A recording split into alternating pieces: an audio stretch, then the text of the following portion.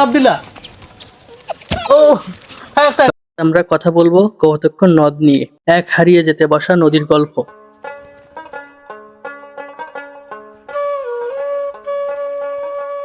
আসসালামু আলাইকুম, আমি রাকিবুল হাসান। আজকে এসেছি আমরা কৌতুকক্ষণ নদের পাশে। আজকে আমরা এই কৌতুকের একটা গল্প আছে, প্রাচীন গল্প, সেটা আপনাদের সামনে তুলে ধরবো। তো আপনার সাথে থাকুন, সাথে আছে সজীব হাসান এবং ক্যামেরাম্যান আসিফ। তো আপনারা সাথে থাকুন, জানুন গল্পটি। বাংলাদেশের দক্ষিণ পশ্চিম অঞ্চলে একসময় এই নদী ছিল মানুষের জীবনের অংশ। কৃষকরা নদীতে পানি দিয়ে জমি চাষ করত, জেলে মাছ ধরত, আর মানুষজন নৌকা চালিয়ে যাতায়াত করত। বিখ্যাত কবি মাইকেল মধুসূদন দত্ত এই নদীকে নিয়ে কবিতা লিখেছেন। তিনি এই নদীকে খুব ভালোবাসতেন। তার লেখার কবিতার রূপের বর্ণনা আমরা পাই। কিন্তু এখন কপোতাক্ষ নদ আর আগের মতন নেই। অনেক জায়গায় ময়লা ফেলে নদীর পথ আটকে একে একে ধীরে ধীরে শেষ করে ফেলা হয়েছে। পানি আর আগের মতন চলে না, স্রোত নেই, প্রাণ নেই। তবুও আশায় আছি, মানুষ চাই এই নদী আবার বাঁচুক, আগের মতন ফিরে আসুক। আমরা সবাই যদি সচেতন হই, তাহলে একদিন কপোতাক্ষ নদ আবারও নতুন করে বাঁচবে। নৌকাটা চলা কিভাবে কিভাবে চালিত হয়?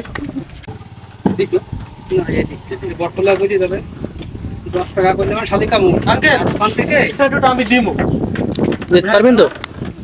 আমার ফ্রেন্ড শুরু করলো স্টার্টিতে, দেখি আজকে পারে কিনা। কি দেবো না পারবো না মানে খেলা নবে বাড়ি মুখ তো ছিঁড়ি লাগে। ওটা একটু পারে কিছু পারে কিছু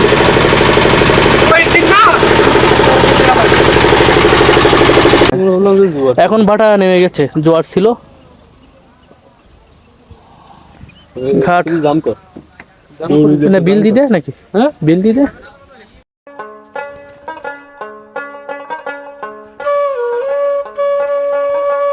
পাচ্ছেন যে সামনে গাছে দুইটা বাদর ঝুলছে, ছোট বাদরের ছানা।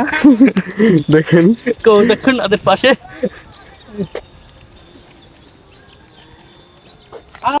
ওই যে পিসি রোড দেখেছেন? জি জি, আমরা ওইখান থেকে এসেছি। ওখান থেকে আপনার নদী ছিল ওই পর্যন্ত। জি জি। আর এই যেখানে বাহন হয়েছে, এই যে ট্রলারটা বান্দা, হ্যাঁ, এখানে ধরেন আপনার 5-7টা নৌকা থাকে, কাঁচামালের নৌকা।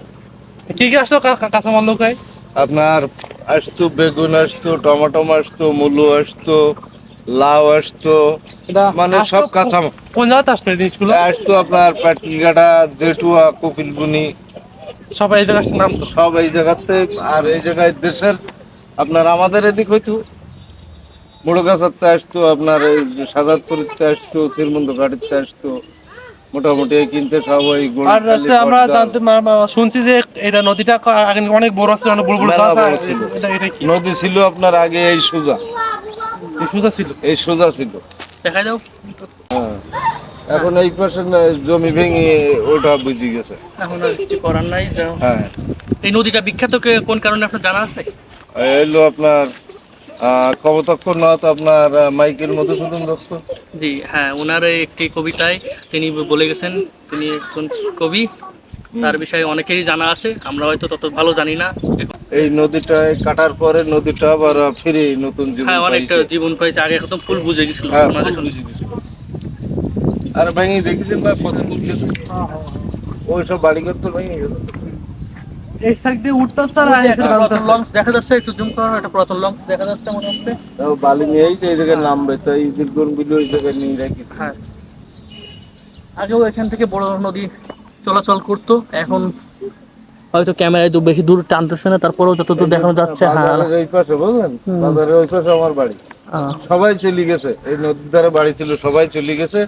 আমি আর যাইনি, তখন ফজলু সাহেব ছিল চেয়ারম্যান।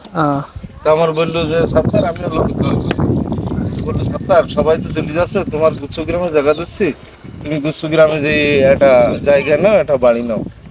তা আমি বললাম না, আমার আব্বা আমার দাদা দাদু পুরুষেরা সব এই জায়গায়, তা আমি এই পুরনো ভিটি ছেড়ে আমি চলে যাবো। তা মোটামুটি আল্লাহ ওখানে রেখে যাবো।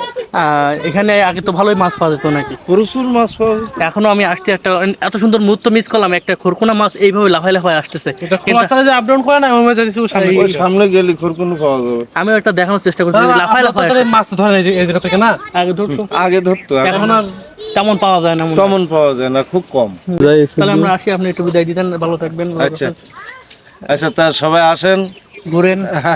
আল্লাহ হাফেজ।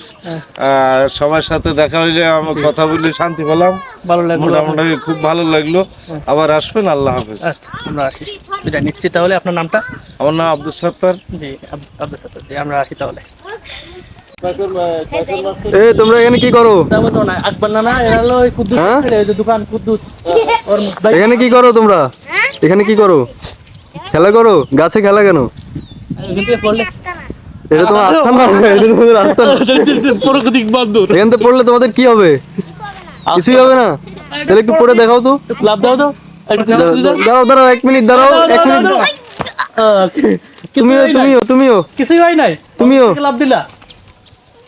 ও হ্যাঁ, স্যার, শাবাশ। না। তাই, তাহলে তাহলে এটাই তোমাদের আস্থানা, তাই তো? হ্যাঁ, এখানে রাত থাকো নাকি?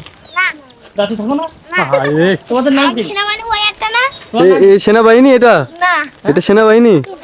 এদিকে আসো, এদিকে আসো। তোমার নাম কি? সালমান সালমান কি? মোহাম্মদ সালমান গাজী সালমান গাজী, আচ্ছা। আর তোমার? আমার নাম মুস্তাকিম গাজী আর ওনার? হানিফ গাজী হালিম গাজী, আচ্ছা। আচ্ছা, তাহলে আমরা বিদায় নিই। তোমরা থাকো, খেলাধুলা করো, সাবধানে থাকো। হ্যালো ফ্রেন্ডস, এতক্ষণ ভিডিওটা দেখার জন্য অনেক অনেক ধন্যবাদ। আজকের ভিডিওটা এই পর্যন্তই, দেখা হবে নেক্সট কোনো ভিডিওয়। ততক্ষণ আপনারা ভালো থাকুন, আল্লাহ হাফেজ।